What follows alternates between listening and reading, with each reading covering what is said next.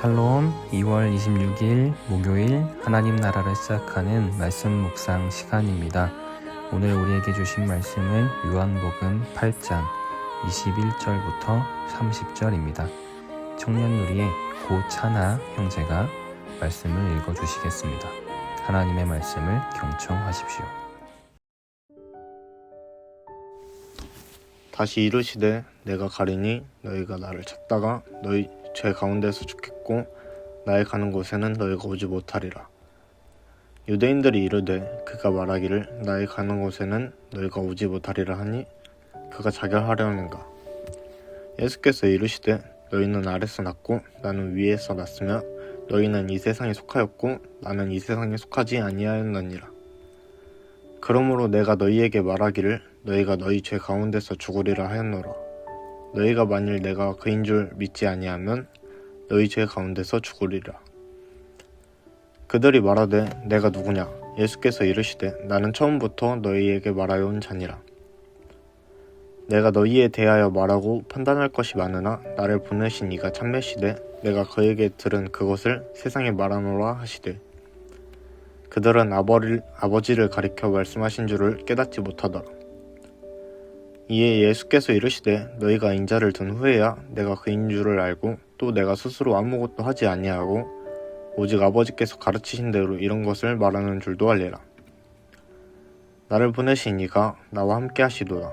나는 항상 그가 기뻐하시는 일을 행함으로 나를 혼자 두지 아니하셨느니라.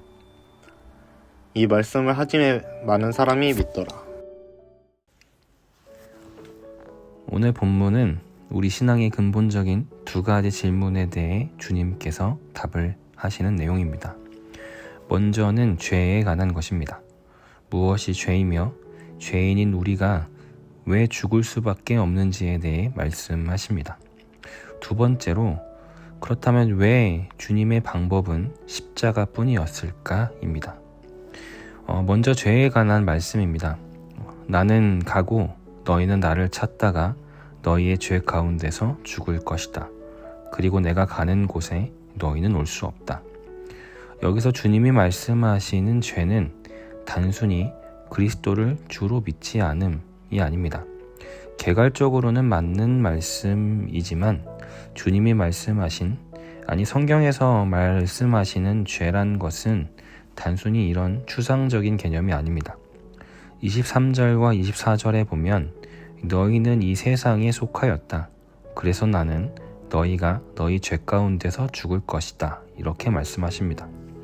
주님이 말씀하시는 죄는 이 땅에서 생성된 종교 전통에 뿌리 박은 자들의 오류와 완악함, 하나님에 대한 무감각함을 뜻합니다. 보네퍼는 그리스도인들은 자신을 근거로 살지 않고 하나님을 근거로 사는 사람이라고 말합니다. 그리하여 죄를 죄가 아니다 말하지 않고 함부로 자기 정죄에 빠지지 않는 것, 그것이 바로 그리스도인이라고 합니다. 반대로 세상의 근거를 두고 사는 사람은 죄 아래에 있는 사람입니다.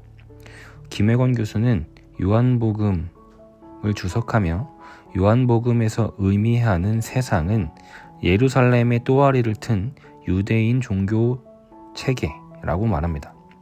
하나님이 아닌 사람의 기준, 사람이 생각해 놓은 선과 삶을 바라보는 기준, 이것이 구원과 의라며 자신들이 생각해 놓은 어떤 율법과 행동에 기준하며 사는 것, 그것이 바로 죄 아래에 있는 삶입니다. 그들은 사람들이 만든 기준으로 삶을 평가하고 판단합니다. 그것을 근거로 삼습니다. 그 근거로 자신의 삶이 그것들을 행하면, 잘 지키면 구원받을 수 있다는 착각함 속으로 살아갑니다. 그런 이들에게 그리스도는 찾을 이유가 없습니다. 그렇기 때문에 죽을 수밖에 없습니다. 이 말씀을 주님은 성전 안에 있는 성경을 가장 잘 아는 이들에게 하셨다는 것이 흥미롭습니다. 주님은 이 이야기를 성전 밖에 말씀을 잘 모르는 이방인들이거나 율법을 온전히 지키지 못하는 일반 사람들에게 하시지 않았습니다. 가장 하나님을 잘 섬기고 알고 율법을 잘 지킨다는 바리새인들에게 하셨습니다. 이 부분을 우리가 잘 기억해야 할 것 같습니다. 왜냐하면 이 말씀은 결국 늘 말씀을 잘 듣고 주일에 교회에 오는 우리를 향한 말씀이기 때문입니다. 오늘의 이 말씀은 너희가 죄인이고 그리스도를 믿어야만 구원을 받는다는 이 말씀은 교회 밖에 그리스도를 알지 못하는 이들에게도 필요한 말씀이긴 하지만 그들보다 더 중요한 것은 이 말씀의 대상이 하나님의 말씀을 잘 알고 내가 그리스도를 잘 믿고 행하고 있다고 여기는 자들, 결국 교회 안에서 오늘 이 하나님 말씀을 듣고 있는 우리를 향한 말씀이라는 사실입니다. 우리가 늘 말씀을 듣고 있지만 주일에 와서 열심히 하나님을 예배하고 봉사를 감당한다 하지만 그렇다고 해서 그것이 그리스도를 믿는 것은 아니라는 것입니다. 우리의 행동이 그렇다 한들 여전히 우리가 세상의 근거에서 나의 삶을 바라보고 산다면 그건 죄 아래에 있는 것입니다. 우린 늘 그리스도를 근거해서 살아야 합니다. 그렇게 매일매일을 살아가는 사람이 참된 그리스도인입니다. 맨 마지막 30절에 보면 이 말씀을 하심에 많은 사람이 믿더라고 기록합니다. 여기에서 믿음은 페피스튜코타스라는 단어인데 이 단어의 의미는 믿은 후에도 계속 믿는 자들이란 뜻입니다. 따라서 한 번 그리스도를 믿고 돌아섬을 의미하는 것이 아니고 날마다 믿은 후에도 계속 그 믿음을 이어가는 자들, 그것을 믿음이 있는 자들이라고 말합니다. 한 번의 믿음으로 믿음은 완성되지 않습니다. 믿은 후에도 날마다 계속 믿어야 합니다. 그 믿음이라는 것은 하나님을 근거해서 자신의 삶을 비추는 자들입니다. 내 행동, 내가 무엇을 얼만큼 아는지, 혹은 내가 생각하고 있는 관념과 그것을 벗어나 세상의 가치관에 오염된 나의 생각과 지식이 아니라 온전히 오늘도 말씀에 근거하여 나의 삶을 비춰보는 것입니다. 그 말씀을 근거하고 비춰봄을 통해 내 안에 죄가 아닌 것을 죄라 여기지 않고 반대로 죄인 것을 죄가 아니라 여기지 않은 것입니다.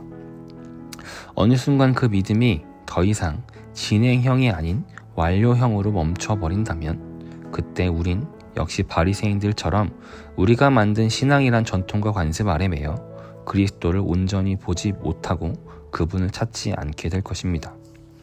두 번째로 주님은 왜 십자가밖에 구원이 없는지에 대한 말씀입니다.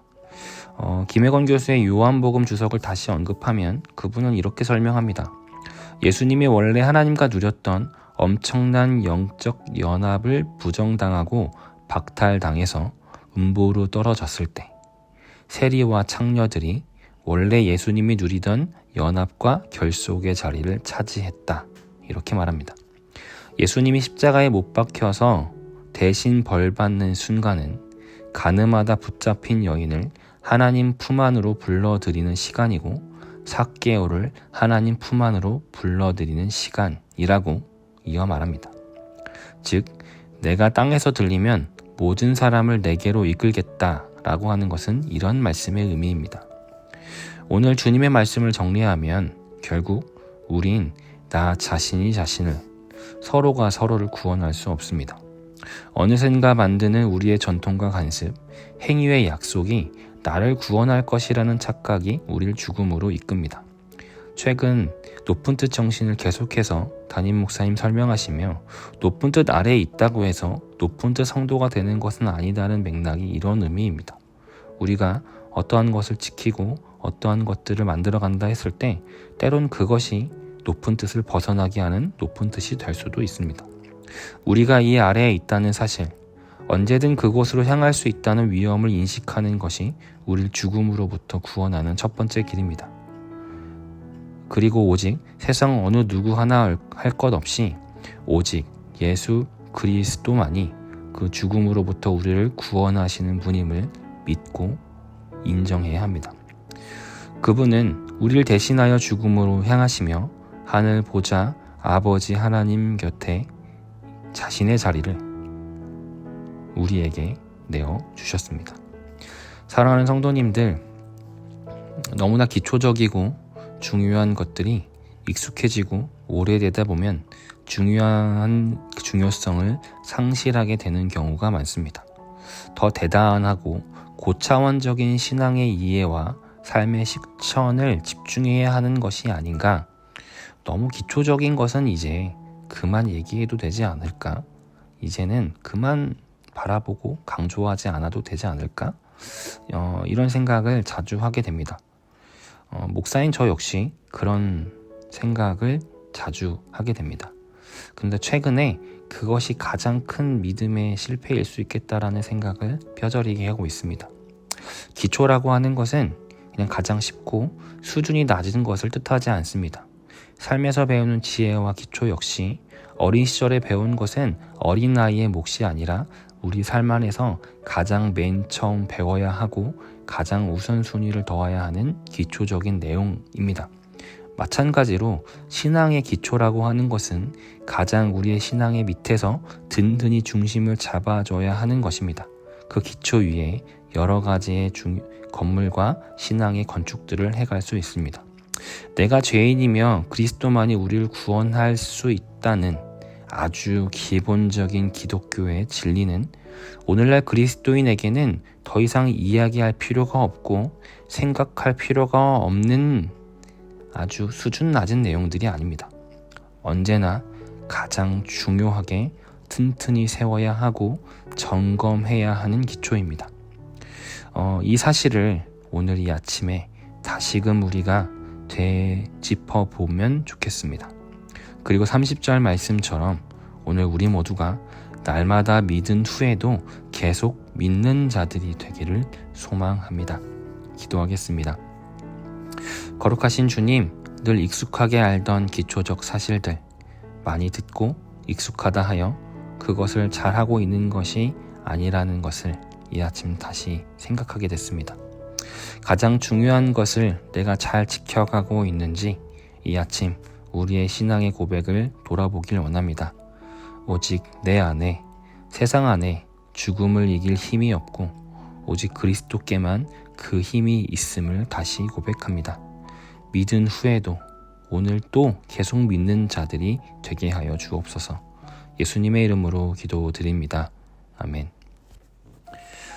말씀을 마쳤습니다. 오늘은 고차나 형제의 레마의 말씀 사연을 함께 나누겠습니다. 저는 모태신앙으로 자랐지만 한동안 교회를 떠나 있었습니다. 신앙이 완전히 없어졌다기보다는 삶이 더 중요해 보였고 세상의 기준이 더 현실적으로 느껴졌던 것 같습니다. 자연스럽게 돈이나 사회적 위치 같은 것들이 목표가 되었고 저도 모르게 그런 것들을 성공의 기준으로 삼고 살아왔습니다. 25년을 그렇게 달려오면서 나름대로 노력도 했고 작은 성취들도 있었지만 마음 한편에는 계속 공허함이 남아 있었던 것 같습니다. 무언가를 이루면 괜찮아질 줄 알았는데 생각보다 삶이 크게 달라지지는 않았습니다. 겉으로는 나아지는 것 같아도 제 안은 여전히 불안하고 부족하다는 느낌이 있었습니다. 청년누리 또래 친구 의찬이의 권유로 작년 청년누리 여름 수련회부터 다시 교회를 나오게 되었습니다. 그러던 중 11월 박상윤 목사님의 설교를 듣는 가운데 너는 세상에서 어떤 사람이었니? 라는 질문이 마음에 남았습니다. 세상의 기준으로는 설명할 수 있는 것들이 있지만 하나님 앞에서 저는 어떤 중심으로 살아왔는지를 생각해보니 마음이 복잡해졌습니다. 그래도 교회를 떠나 있던 시간까지 돌아보면 완전히 하나님을 잊고 살았던 것은 아니었던 것 같습니다. 힘들 때면 결국 기도했고 마음이 무너질 때면 다시 교회를 생각했습니다. 이제는 세상의 기준이 아니라 하나님이 기준이 되는 삶을 조금씩 배워가고 싶습니다. 아직 많이 부족하고 흔들리지만 올해는 이전과는 다른 방향으로 살아보고 싶습니다. 결과나 성취보다 어떤 마음으로 살아가는지가 더 중요하다는 것을 배우는 중입니다. 네, 이렇게 사연을 보내주면서 제이어스의 십자가라는 찬양을 함께 신청해 주었습니다. 이 찬양 함께 들으시며 너는 세상에 어떤 사람이었니? 라는 질문에 오직 그리스도를 주로 고백하는 믿은 후에 믿은 자들이 되기를 이 아침 함께 고백하시면 좋겠습니다. 이 시간 더 깊은 묵상으로 나아가겠습니다.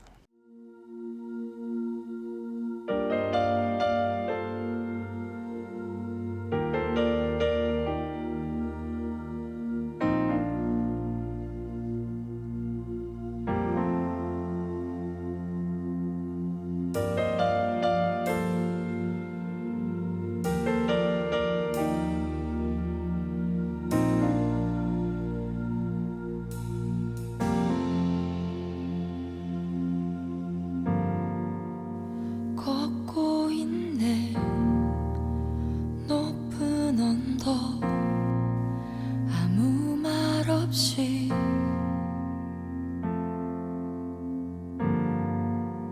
걷고 있네 거친 그 길 아무도 없이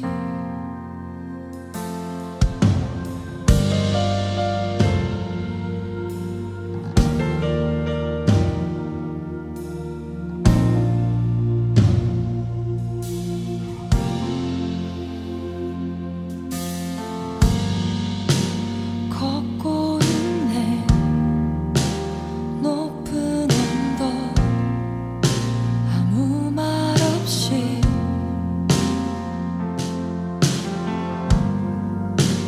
걷고 있네 거친 그 길 아무도 없이 지친 발걸음 흐르는 눈물 온 땅을 적시네 십자가 내 죄